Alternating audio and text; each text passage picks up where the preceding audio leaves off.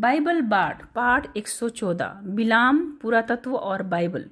नमस्कार और आपका दिन शुभ हो। यह है बाइबल बार्ड। बार्ड वह कथावाचक होता है जो प्राचीन समय में किसी विशेष मौखिक परंपरा से जुड़े ग्रंथों का पाठ करता था।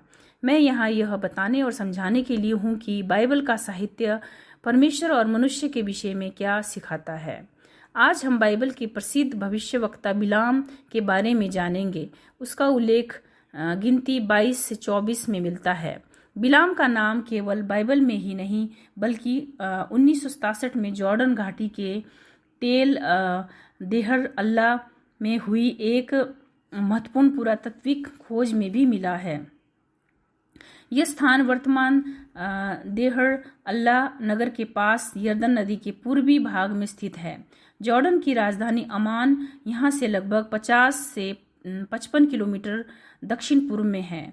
वहाँ मिली हुई शिलालेख लगभग 800 से 770 ईसा पूर्व लोह युग की है, अर्थात लगभग 3000 वर्ष पुरानी।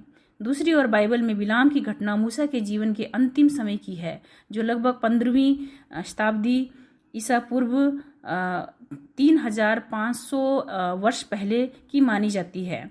यह शिलालेख एक रंगे हुए प्लास्टर की दीवार पर लिखा गया था। इसकी चौड़ाई लगभग 2 से 3 मीटर थी और इसमें लगभग 120 से लेकर 135 पंक्तियां थी।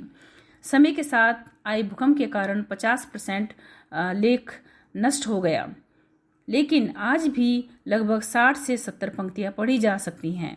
यह प्राचीन निकट पूर्व के सबसे लंबे भविष्यवाणी संबंधी शिलालेखों में से एक है। पुरातत्व से पता चलता है कि बिलाम ट्रांस जॉर्डन क्षेत्र में रहने वाला एक प्रसिद्ध अन्य जातीय भविष्यद्वक्ता था। वह अनेक देवताओं को मानने वाले धार्मिक वातावरण में कार्य करता था।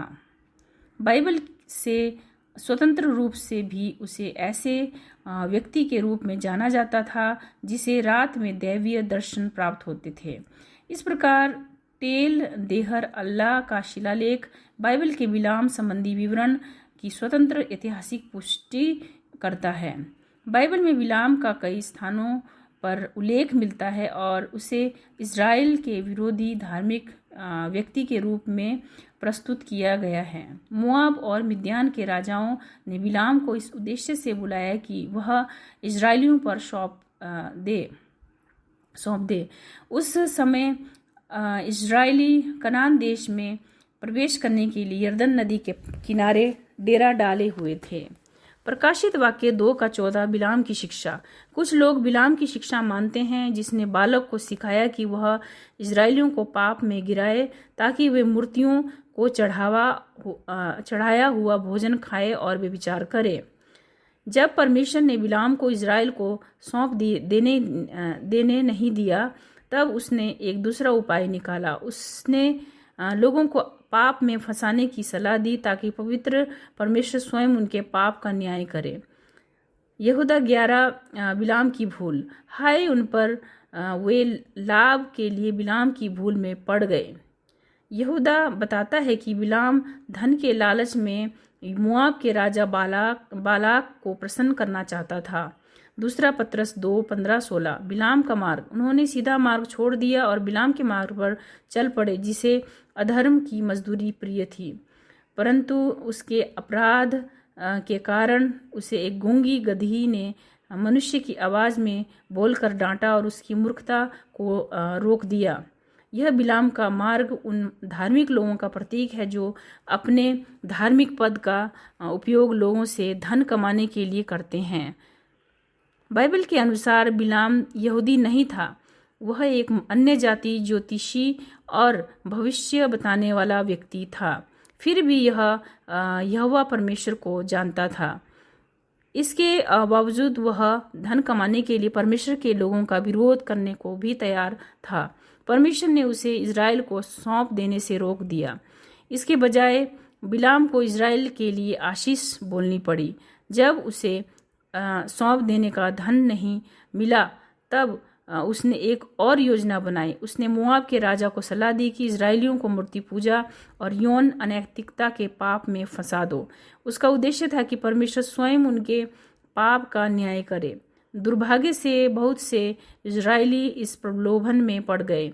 परिणाम स्वरूप परमेश्वर का न्याय आया और 24,000 से अधिक लोग मारे गए। सारांश: बिलाम की कहानी लंबी और अनेक गहरी संदेशों से भरी हुई है। इस पाठ में हम विशेष रूप से 3 बातें सीखते हैं। पहली, परमेश्वर पवित्र है। परमेश्वर का स्वभाव पवित्र है और वह कभी नहीं बदलता। इस कारण वह पाप का न्याय अवश्य करता है। बिलाम ने यही बात समझकर मोआब और मिद्यान को सलाह दी कि इजरायलियों को पाप में फंसाओ और ताकि परमेश्वर स्वयं उनका न्याय करे। दूसरी, परमेश्वर के लोग भी बहक सकते हैं। इजरायली 40 वर्षों तक परमेश्वर की व्यवस्था सीखते रहे, फिर भी वे आकर्षक प्रलोभनों में फंस गए। बाइबल ये चेतावनी देती है कि यदि मनुष्य अपनी वासनाओं और गलत इच्छाओं के पीछे चलता है, विशेषकर जब उन्हें धार्मिक रूप देने की कोशिश की जाए, तो उसका परिणाम विनाश होता है। तीसरी, बिलाम का चरित्र। बिलाम के पास आध्यात्मिक ज्ञान था, लेकिन धार्मिक नहीं। वह परमेश्वर की बातें जानता था, परंतु उसकी आज्ञा का पालन नहीं करता था। उसके लिए धन का लालच सत्य से अधिक महत्वपूर्ण था। अपने स्वार्थ के लिए वह दूसरों को भी विनाश की ओर ले जाने को तैयार था। उसने अपने धार्मिक पद का उपयोग व्यक्तिगत लाभ के लिए किया। बाइबल ऐसी घटनाएं बताती हैं जिनसे हम परमेश्वर और अपने जीवन के बारे में शिक्षा प्राप्त करते हैं। बिलाम की कहानी केवल धार्मिक शिक्षा ही नहीं देती, बल्कि आधुनिक पुरातत्व भी उसके ऐतिहासिक अस्तित्व की पुष्टि करता है।